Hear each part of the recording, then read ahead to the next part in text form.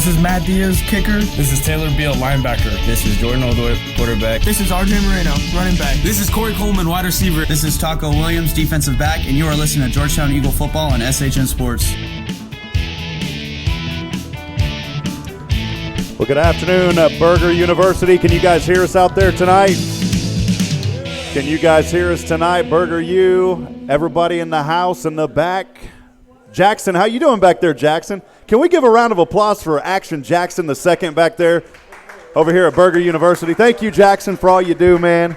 And Miss Caroline serving the burgers. Thank you, Caroline. Appreciate you as well.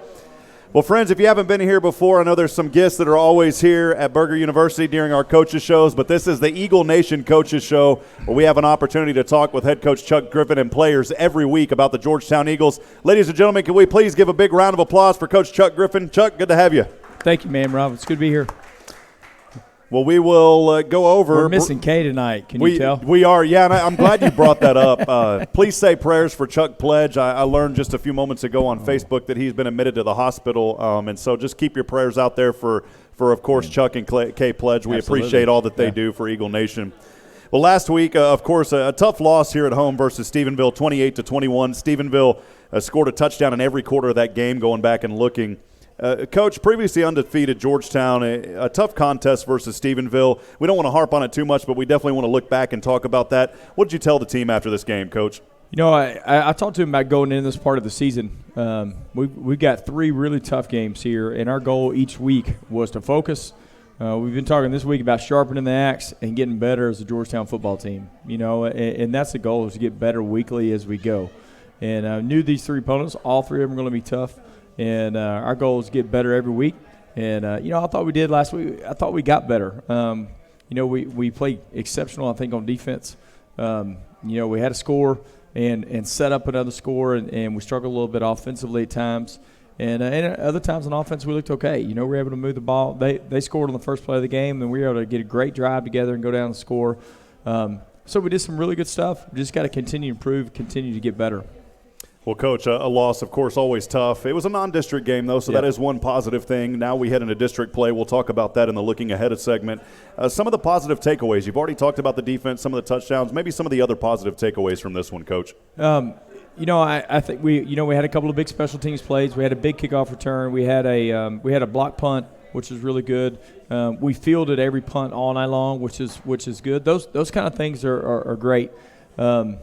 You know, and like I said, defensively we had some really good stuff go on, and I think Darson Herman played really well last week and grew up some as a quarterback. So all those things are good moving forward into district play. As we continue to look back at the Stephenville game, talk about the last opportunity for the Eagles. It was late in the fourth quarter on that last drive. They had some momentum going in. Talk a little bit about that and break that last drive down for us. You know, we had an opportunity to go score, and just we had a couple things. We made a couple first downs, but just couldn't finish the drive there right at the end. I thought defense did a great job of getting us the ball back. You know, we had to score twice there at the end of the fourth quarter, and we were able to get one score. Made a stop, got the ball back, just couldn't quite finish that game. But, you know, you get the ball. The biggest deal is you get the ball on the 1 yard line, third quarter, you got to score. And, you know, we turned the ball over, and that was big. If we're able to score right there, it's a completely different ball game. So, like I said, we continue to improve, continue to get better, and move on. You know, you go 3-1 in non-district play. Kind of talk about those 4 games as a whole. How impressed were you with the team through those first 4 games? Maybe some things to work on now that we head into district play. You know, I think we've gotten better each week. That's the main goal. That's what that's about. And you know, we've only reached one goal so far that we set, meaning we've only had one goal, and that was to win the first game. That's the only goal we set. Now our next goal on our goal board for the season is to win the district opener. So that's this week. So all that time between goal 1 and goal 2 is what we've been working on, and just getting better and preparing ourselves for district play, preparing ourselves for what counts. So they've been doing a great job of that. You know, continuing to improve on offense. We've been kind of searching for ourselves a little bit offensively, just finding out what fits and what's good for us. I think we're getting better in that standpoint. I think we're playing really good defense right now. I think that's really been a key for us. So. Coach, you may have mentioned everything, but I always like to ask final thoughts before we head into looking at Hutto.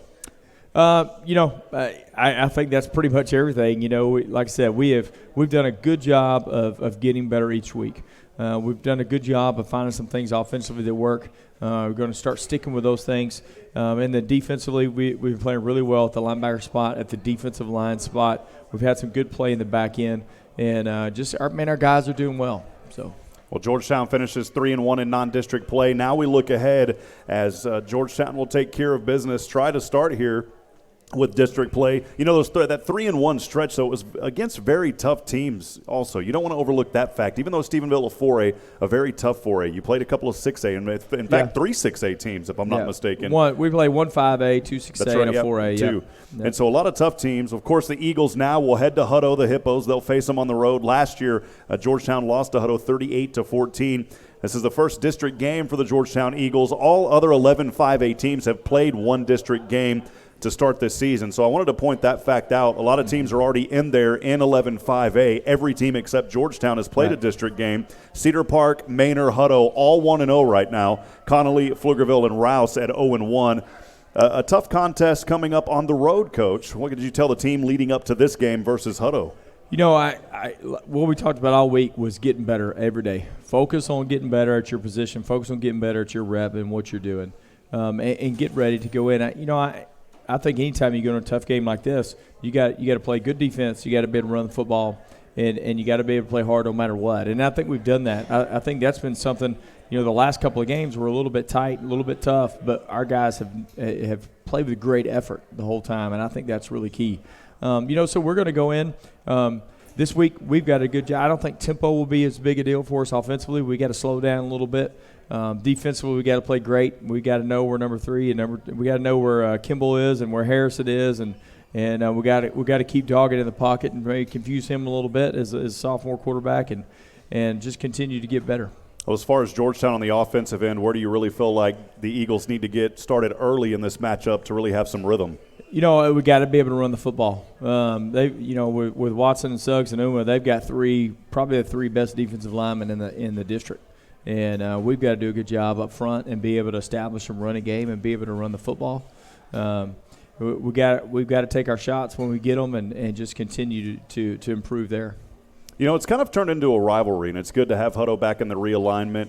The kids, of course, they always look forward to that contest. We've bounced around back and forth, and now on the road versus Hutto. From you as a coaching standpoint, what is that first district game like for you as a coach, and then for these kids to really get things going with the season now? I think that the biggest deal is it's on our goal board. That's what it is. I mean, it's a district game. They're all important.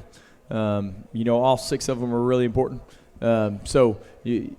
I don't know that any one of them carries more weight than the other one. Our big deal is this was the next on the goal board is to win the district opener. So that's what we've been focused on. And our goal is to go out and win Friday night and surprise a few people by doing that. But, man, our kids are playing hard. I think they believe in what we're doing. And we're going to get out there and get after them.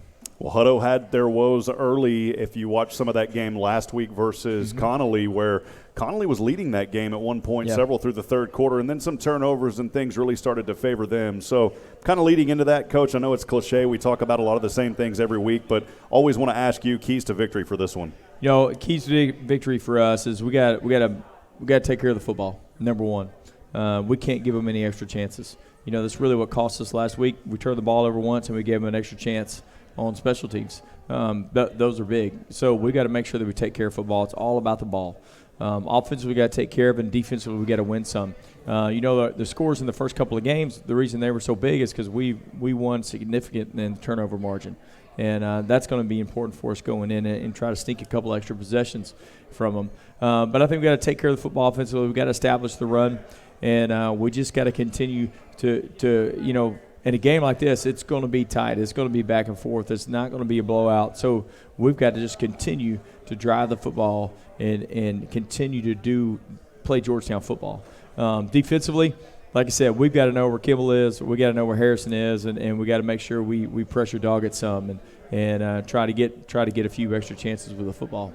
Well, as we talk here with head coach Chuck Griffin of the Georgetown Eagles, a couple of final questions here. I always like to ask overall health of the team and how were practices this week? Yeah, practices were really good this week. I commented today. It was really good. Monday was a really big teaching day for us, teaching a few things. You're playing the defending district champion, and they're really good on defense, and they do some different things. So we had a lot of teaching on Monday, but each day got progressively better. So I think that's really big. I think the health, we're still missing a few guys. Actually lost one guy in practice yesterday, just kind of on a fluke thing, but we're in good shape, and we've got good players, so we're going to go out there and get after them this week. Coach, has it started to cool off any out there on the football field, or are you guys still frying eggs out there? Not at all. It was Monday morning was a little bit cooler, and that's been about it. We got a little rain Monday morning when we were out there, but this afternoon was pretty hot. I do think I look next week. I think the warmest is supposed to be one day next week is 86, so we're going to get a little break. So put on your jackets and That's your hoodies, right. Coach. It's going to be cold out there. Well, Coach, before we wrap up, any final comments looking ahead to Hutto this week? No, guys, just, man, we would love to see you out there. This game has always been close. The last couple of times I've been to Hutto, it's been surprised. It was decided by a field goal or a missed field goal. And, I think that's the way this game's going to go this week. So we're going to get out there and come over there. And you're wearing white this week, not blue. It's whiteout game, so get over there, wear white, be loud, and stay late. So remember that, whiteout, even though it's Eagle Blue here in Georgetown, a whiteout game. Hutto is on the SHN network, so it's going to be kind of neat this season. In the season past, we were set up in the visitor side with our own fans, and the power kept going out. We had to run back to Georgetown, get a power inverter to keep the broadcast going. So we don't expect that this year, but we know the folks at Hutto well. Todd Robinson, the director of communications over there, and Coach Brad LaPlante, great guy right. and good relationship. But we're hoping, and I'm going to tell you, Todd, if you go back and watch this, we're hoping for a Georgetown Eagle victory. So, That's Coach, right. appreciate Go you. Eagles. Let's Hey, give it up thanks. for your head coach, Chuck Thank Griffin. you. Thank you, Coach. Appreciate it. Well, as always, appreciate Georgetown and Coach Griffin, his accessibility. At the end of the day, what we do here on SHN is about these kids, about promoting kids, and that's why every week we like to talk to a different player of the game. We try to mix it up. I know we phrase it as player of the game, but it's really just a player that we select from Georgetown every week to talk to. And so this week we're going to talk to offensive senior tackle Connor Heffernan. Come on up, Connor. Junior, sorry, I had to scratch my. Yeah, let's fix that. Junior, I was giving you a little bit of extra credit there, Connor. So good to see you, man. Connor was a last-minute sub in here today. So did you know you were going to be talking? No, actually. Here, I got to fix this for you too, Connor. Here we go. See, he's a junior. We got to teach him a little bit, guys, for the seniors. Just giving you a hard time, we were man. breaking out of the huddle, and Coach just kind of came over and told me that Alex was sick, so I'd be. So filling you're here, man. Well, hey, you've had some siblings go through Georgetown. Talk sir. a little about your siblings, man. Right. I had a brother. He played. I think he graduated in 2016, so he was in the class with Bo Corrales and all them. So he didn't play all 4 years. He got injured his junior year, but it really kind of showed me what it was all about and kind of gave me an early introduction in my life to what the Georgetown tradition was all about. Well, Connor, how long have you been in Georgetown? Talk a little bit about that journey, man, and what it's been like for you. I've grew up here my whole life. I went to elementary school, middle school, high school, so I've just been around it my whole life. Well, as a junior on the team, talk a little bit about your role on the team and really where you fit and make things happen for your offense. Right. So I've been on varsity for 2 years, so we have a lot of new guys on the offensive line this year. So I'm really more of a leader. That's because I've been the more experienced player. So me and Alex Steele kind of lead the offensive line together and show them how to play. What has this season, for you been like so far? You're on the varsity. Now this is your second year in varsity, so you've already had that experience. What has this season been like so far for you on varsity? Right. I think we got off to a pretty good start this year compared to last year. I mean, we're about the same place, but we definitely got ahead of things this year and really got on top of it as far as learning-wise and really hitting our stride. Talk a little bit more about your offensive line. You hear a lot of, especially on shows like this, your quarterbacks, your wide receivers, your running backs. That's why we wanted to give you guys a little bit of support tonight. Talk more about your teammates and the camaraderie you have and what they do. You already got some holding up hands over there too, Yes, man. Sir. Right. So we're around each other a lot. I mean, that really puts a lot of trust in each other. I mean, every single day we go out there for each other. So, I mean, it really just helps us. We pick each other up. We go through practice together, battle together. That's about it. Awesome, man. Well, talk about some positive highlights, a little bit more just this season so far. You mentioned some earlier. Just another question on that. You're through those non-district games now. What's your takeaway from those first 4 non-district games? Right. I think the non-district is a big teaching time for us as far as seeing different formations, seeing different defensive, what they're going to do, learn how to attack different players. So I think it really was a teaching point for us. We definitely learned from it, and moving on and kind of bounce off of that. Well, you may have mentioned some of this going forward. Where do you feel like you may need to improve on a personal level, man? Right. So a big thing on offensive line play is communication, and that's not only with your offensive line, that's with your whole offense, your whole defense. I think one of my weak points is communication with the rest of the team. So I think that's definitely somewhere I could improve. Are you going to take part of the Dean's Burger or the Burger Challenge up here? I was actually eyeing that earlier. I think it may have to be done. All right. Let's wait till after the season, though, man. Yeah, I think you may be doubled up with a little gut ache if Yes, you do sir. that, man. Well, as we continue to talk to Connor Heffernan, your expectations for the remainder of the season, of course, want to get to that state championship. What's your expectations as you go forward through the season, Connor? My expectations include really getting after it. I think winning this week would definitely give us some momentum going on into Cedar Park and going on into the rest of our district play. So I expect to see a lot of hard work out of us as far as practice is concerned. I expect to see practice get more efficient and better every single day. Well, the weight room got a makeover this offseason. Yes, You've sir. been there through the old weight room to the new weight room. What's that been like with that really awesome equipment? Right. It's definitely kind of switched up the workouts a little bit. It makes them run a lot more smoothly, more effectively, so we can get a lot more done in a less amount of time. Awesome, man. Well, let's look ahead really quick. Just the last few questions here, Connor. We look ahead to Hutto. What are you excited? What are you looking forward to versus the Hippos? I'm looking for a good matchup up front. We've seen some good defensive lines this year, but we haven't seen one quite like Hutto's defensive line. They've got three really solid players and some good players off the edge. Landon Watson, I'm looking for a solid matchup. Awesome. A couple last questions. Talk about some of your role models, man. Who have you looked up to? I started on varsity with players like Zane Haas and Kevin and Alex. So those are my three main guys as far as the football team's concerned. Last couple of questions. Future plans. Where do you want to be, Connor? Still looking to play football in college after that. Not quite too sure yet. Awesome. Finally, camera right there on you. Ignore your teammates behind you back there. Who do you want to shout out to, man? Say hello to tonight. I'm going to shout out my whole offensive line, my scout team, Tommy Wilson, RJ, everyone here. Awesome. Well, hey, stepping up, taking care of business. That's what the offensive line does. And Connor, tonight, thank you for stepping in and being sir. here. We appreciate Yes, you. sir. Let's give it up, Connor Heffernan, your junior. Appreciate you, Connor.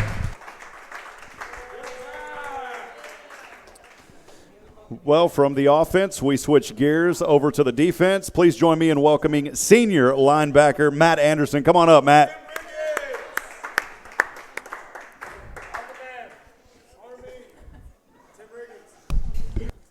Well, Matt, as always, good to see you, young man. Did we talk to you last year? I think we did, didn't we? Yes, sir. We didn't. Your first time Yes, on an sir. SHN show? Man, all right. Well, give him a round of applause. He's a senior, first time SHN show. Good to have you, man. Hat on backwards. What's that a hat of, by the way? Golf. Okay. So you play a little golf on the side? Oh, no. No. No, sir. Not at all. Nope. All right, cool. RJ's over there giving you a little shout out. Well, hey, man, you're talking about a young man that was on the first team all-district linebacker. You're a senior on varsity. What's this journey been like for you? It's been a fun journey. Just playing football with all my friends, just building our bond closer and closer every year, and just becoming a leader as the years goes on for all the younger guys coming up to play football with us. Well, you kind of briefly touched on the next question. You know, you're a senior now, a linebacker. Talk a little bit more about your role, what you do for your team, and what you do for your teammates. For my role, I'm an outside linebacker, so I'm basically more of like, I guess you could say, an inside linebacker and like a DB combined. Cause all right. See, sometimes I help you guys when you stumble, but they're just having fun, so I'm just going to let it keep going. All right, yeah, it's fine. Yeah, because I play run, but I also do a lot of pass coverage and stuff. But yeah, Awesome, man. Well, talk about what you've enjoyed so far this season. We're through 4 games now. What have you liked so far? What have you really enjoyed? What's been some highlights for you? definitely just the competitive side of it. Just going out there every Friday night, not knowing really like the game plan against the team besides what we've learned, because they can always come out with something new, and having to learn that throughout the game and go out there and just get it. Go out and get it. Finish 3-1 non-district play. These guys are harping on you, man. We have to keep the questions going, buddy. Hey, you're doing good. Can we give him a round? Are you doing all right, man? Come on. There he is. We finished 3-1, non-district play. Talk a little bit about some more of the positive things to take away, and then maybe some things that you feel like you guys need to work on now that district play is starting. I think that we just need to just get past – what we need to work on is getting past through the loss we just had and coming out, getting ready for the huddle game, and coming back strong for district play with our foot on the gas and not taking it off. From a personal level, you may have mentioned some of this, but just to ask again, where are some areas that you feel like you need to improve on? I definitely could improve on my tackling. I feel like I'll get there sometimes, but sometimes I just miss it because my head's not in the right place. So, what's some better ways? Practicing is some of those things that really help you work on that.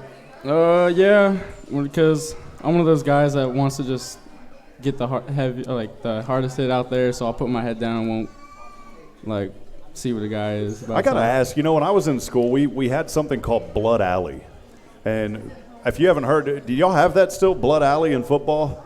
Well, it's basically where they took the sidelines, they compressed them in really close, and still ran 11 on each side. And it was. Do y'all do any kind of plays like that? It was pretty intense, man. So it made it to where people couldn't really get away, and so it made it. Anyways, that's why I quit football because we had Blood Alley, man. I weighed 100 pounds in high school, so I couldn't survive, man. Going forward, expectations on this season. Expectations for this season, I just feel like we got everything figured out, all the guys.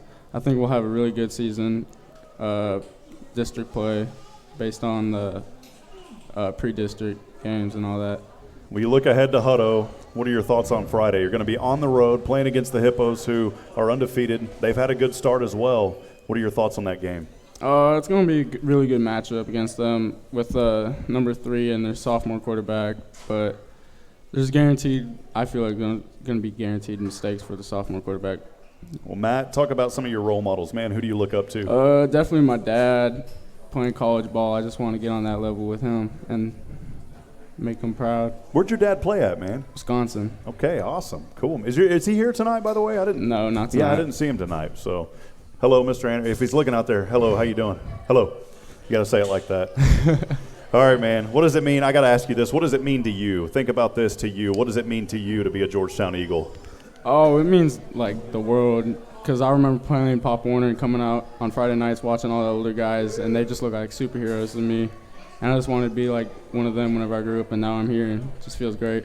Well, you talk about your dad playing college ball. What's your future plans, man? Where do you want to go? Where do you want to be? I'm not really sure yet. I got a couple schools looking at me, but nothing yet. And you're wanting to play football, of course. Yes, sir. Awesome, man. Final shout-out camera right there on you. As soon as you sat down, we got about 800,000 viewers now because you came over here. So who do you want to shout out to tonight? Shout out my mom and dad, all the haters, I guess, out there. Wait, so who are the haters, man? You're going back to all of them. Oh, my Jacob, goodness. Jacob, RG. We're trying. See, well, the reason we have these coaches shows, we try to build a little bit of camaraderie here. You guys know what you're saying, man. Cool. Anyone else? No, I'm good. All right. We're having fun tonight. Well, ladies and gentlemen, let's give it up one more time.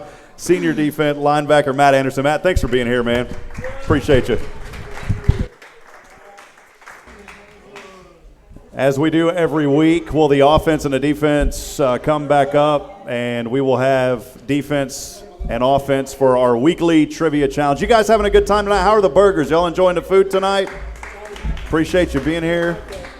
Man, it just, it really is true. Without Kay here, it's just not the same energy, So we'll bring it up after the trivia challenge. All right, guys, appreciate y'all being here tonight. So the offense here on my left, defense to the right. As we do every week, we'll get started. Just kind of pass the microphone around, say your name, your class, and your position. Tommy Wilson, senior, tight end. Darson Herman, sophomore, quarterback. Jacob Estrada, 2021, right guard. Connor Heffernan, junior, offensive tackle. RJ Marino, senior, running back. Matt Anderson, senior, linebacker. Trey Flores, junior, left guard. Cameron Nielsen, senior, linebacker. Trey McConnell, sophomore, DB. Jacob Ramos, senior, DB. Jacob may have an opportunity to work with us on SHN with that voice one of these days, Jacob. Good voice there, Jacob. Any of you guys here for the first time tonight, by the way? Who's here tonight? Let's give those players a round of applause who are here for the first time tonight. Appreciate you guys being here. Well, hey, every week we do a trivia challenge. You're playing for the cup right here, by the way. Hold that up, Jacob, real high up in the air so they can see it behind you. This is what you play for every year.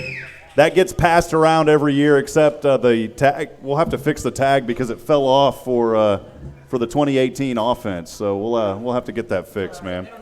Well, offense, of course, won last year. Currently this year, and it's a running total until the last coaches show, the offense leading 11-7 right now. So this defense got to make an opportunity here to come back. We got 5 questions tonight, no bonus question. It's a little Texas trivia, not football tonight. So think about your Texas history. How many of you guys, it's Texas history tonight. How many of you feel like you're a good Texas history guy? Keep an eye on your teammates. All right. Okay, so it's Texas history tonight. 4th grade, I was a whiz. The defense is trailing. We will start with the defense tonight. Give them a little shot here to go first and just take the microphone and talk into it. First question, guys. How many different flags have flown over Texas? How many different flags have flown over the Lone Star State? Is it 3, 5, 6, or 4? 3, 5, 6, or 4? And when I'm saying those questions, there's nothing that I'm doing that would give that away, by the way, in the way I enunciate or wink on certain answers. Defense, by the way.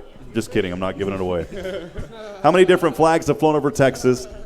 3, 5, 6, or 4? Defense, we'll let you go first. 6. 6 for the defense. Offense? 6. It is 6. We got you started easier. So both the offense and the defense getting 1 point there. And we will move on to question 2. Offense, we'll let you take this one. Where was the first major oil well located in Texas? Where was the first major oil well located in Texas? Was it Spindletop, the Gulf of Mexico, Dallas, or Waco? Again, Spindletop, Gulf of Mexico, Dallas, or Waco. Those are your answers, or your choices that you've got to choose from. Let me grab another pencil here. And are you ready, offense? Cedar Park is not an answer. All right. Go ahead. We say Spindletop, Texas. Spindletop, okay. Defense? Waco. The answer was Spindletop.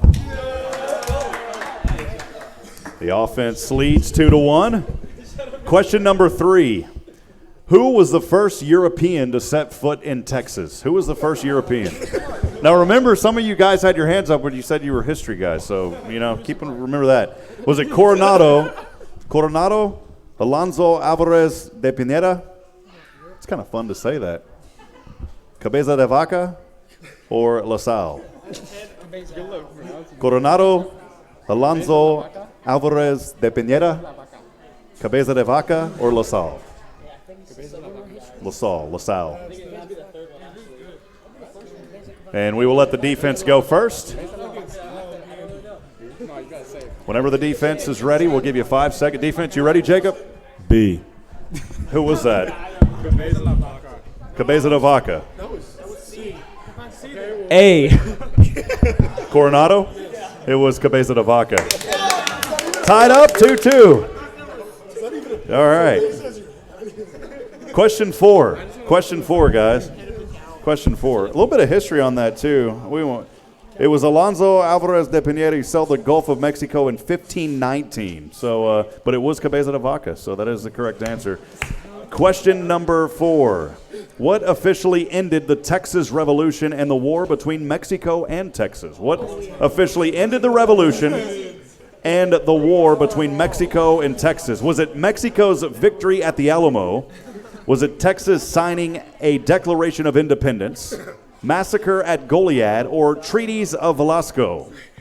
Again, Mexico's victory at the Alamo, Texas signing a Declaration of Independence, the massacre at Goliad, or the treaties of Velasco? And we will let who answered last? So the offense will answer this one. Go ahead, offense. The massacre of Goliad. Defense? The Massacre of Goliad. It was the Treaties of Velasco. Man, an opportunity here. All right, last question. Hey, defense, if you get this one right, you will move up a point in the rankings. Very important that you guys think about this one, okay? Who is considered by many to be the father of Texas education? The father? He says, come on. He's, education? Was it Sam Houston, Moses Austin, Stephen F. Austin, or Maribel B. Lamar? Maribel, I like that name. Maribel B. Lamar, Stephen F. Austin, Moses Austin, or Sam Houston. Defense, you'll get this one. Sam Houston, Moses Austin, Stephen F. Austin, or Maribel B. Lamar. It's just kind of fun to say that one also. All right, guys, who do you got? Who do you got? Stephen F. Austin. Offense? Stephen F. Austin. No, it was Maribel B. Lamar. That's why I was. See, guys. I was going to say that. That's why I was saying, keep an eye. If I kind of say something weird or wink, you guys weren't paying attention. I gave you the answer. It was backwards. See, you should have listened, Ramos. Come on, guys. I tried to give you one tonight. 2-2 the score. As we stay, things will remain the same. Let's give it up for these guys. Thank y'all for being here. Appreciate it. Maribel B. Lamar. Just remember that next time, guys, all right? Thank y'all for being here. Good luck on Friday. As we will now welcome up your Georgetown Eagle Booster President, Mr. Pete Dill. Let's give it up for Pete. There it is. All right, so a point of trivia. I have a Texas Red Star $10 bill in my office from 1841 that is hand-signed by Maribel Lamar. There it is. So, man, I feel good about that answer then. I was hoping that was the right one when I was researching. I don't know that it's right. I just know I have that guy's signature. Maribel B. Lamar. Maribel. Well, Pete, as always, thanks for being here. Thanks for all that you do, man. Talk a little bit about the booster, what's going on this week. Of course, Hutto Friday. Yep. Excited about it, man. Yep. We got Hutto coming up, JV and freshman games. Freshmen will be at Hutto tomorrow night, 5:30 and 7. JV will be here in Georgetown. And Hutto has all 4 teams. They have 2 freshman teams. They have 2 JV. So it's not like we have to substitute games in and out like we have some weeks trying to get everybody a game. Hutto has the full thing, so that's good. We have taco breakfast for the players, 8 o'clock Friday morning at in the football room. Anybody that's listening or that hears this that wants to contribute some tacos, we're always looking, trying to get more. We need 30 dozen total. After that, some of the parents that want to, we go out on the field and pray for safety for the boys during the game. So we'll do that afterwards. Tailgating this week is going to be at Rosa's Cafe on Highway 79. The address is 2111 East Palm Valley Boulevard. So it's back a little bit east of Hutto in Round Rock. Hutto, we had several places say that they wouldn't. We asked for space and they wouldn't let us tailgate there. Oh, my goodness. Did you hear Isn't that that? awesome? Georgetown, did you hear that? Hutto would not give us space. So even more reason to get out there and white out on Friday. That's for sure. right. That's right. And then I have one thing that goes beyond this week. Next week is Cedar Park. That's a big game, and it's going to be a 4-day weekend for kids. So they're off Thursday lunch and Friday. So we're trying to come up with ways to increase. We need to get the crowd out for the Cedar Park game a week from this Friday. So it's a blackout game. The Booster Club is printing up blackout T-shirts. We'll be selling those in the school Thursday at lunch, Wednesday and Thursday next week at school during the lunch periods. Or no, Tuesday and Wednesday. Tuesday and Wednesday, because Thursday they have a half day. So we're going to get blackout shirts out. We'll be selling them for $5. Just not making money, trying to just push them out to get people excited, to get people to the game. So we got to start getting people ready because it's a short week. Going to be very short. And the game times now have changed with district play, if I'm not mistaken. Talk about that, Pete. Yeah, Pflugerville, they have a sound ordinance, I believe, around the field where they have to be done by 10, where they have to have the lights off and stuff. So all of our games, or am I getting that backwards? I need to check it. But I think they moved back now to 7 versus 7:30, if I'm not mistaken. Is that right? Yeah, RJ, right, no, RJ. okay, yeah. So now 7 as we do district games instead Right, of 7:30. right. And because Pflugerville is in district, all games are played at the same time. So if there's one school that has a regulation like that, the whole district plays that time. So games are all going on concurrently. Maybe we can come up with the regulations here in Georgetown. That's right, 3:30 games. 3:30. Well, guys, as always, thanks for being here. Pete, appreciate all that you do, man. For more information, visit GeorgetownFootball.com. Hey, finally, too, Emily England and Sue Ellen are here tonight, the fan stand reporters. Can we give them a round of applause? Thank y'all for what you do.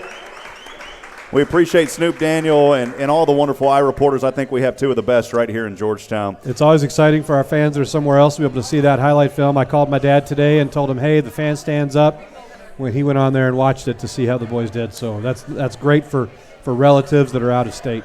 Well, hey, friends, one final thought. Carl Schoening will actually be on the play-by-play call at Hutto. I've got obligations down at the NRG Stadium as Sam Houston's playing the Battle of the Piney Woods. But a very, very special treat as Brian Arakpo's brother, who Brian used to be in the NFL. He was a Texas Longhorn. His brother, Mike Arakpo, is going to be on color. And so I think it's going to be a very dynamic broadcast. And so that's what we're excited to help bring that. So if you can't make it to the game, of course, come out. It's right down the road. But as always, you can follow it on shnsports.com. Click on football. And honestly, now it's even easier, too. You can go to georgetownfootball.com. And even these coaches' shows are right there on the front. We've embedded the link on the webpage. Mark Ramos did that. Well, finally, can we give one last round of applause to Burger University? Thank you all tonight for having us. Thank you to everybody who is here and all of Eagle Nation. As I end every broadcast, friends, reminding you we're not strong enough alone to make it our own. We need each other. Provide a word of encouragement. Lend a hand of support. Somebody tonight needs you, especially Chuck Pledge. Please keep him and Kay in your prayers. We love them dearly and appreciate all that they do for Georgetown community. If Kay was here, she'd say it loud and proud, so we got to make up for Kay. On the count of three, Eagle Fight never dies. 1, 2, and 3. Eagle Fight never dies. Good night, and God bless from Georgetown. And I did forget 3 last things that I always forget. Sometimes. Extra Co-Banks, Greg Heedy, Royce Electric, supporting Kaylee Biondo and Georgetown Shirt Company. Thank you for your support this season, helping make these shows possible. Good night, everyone. God bless you.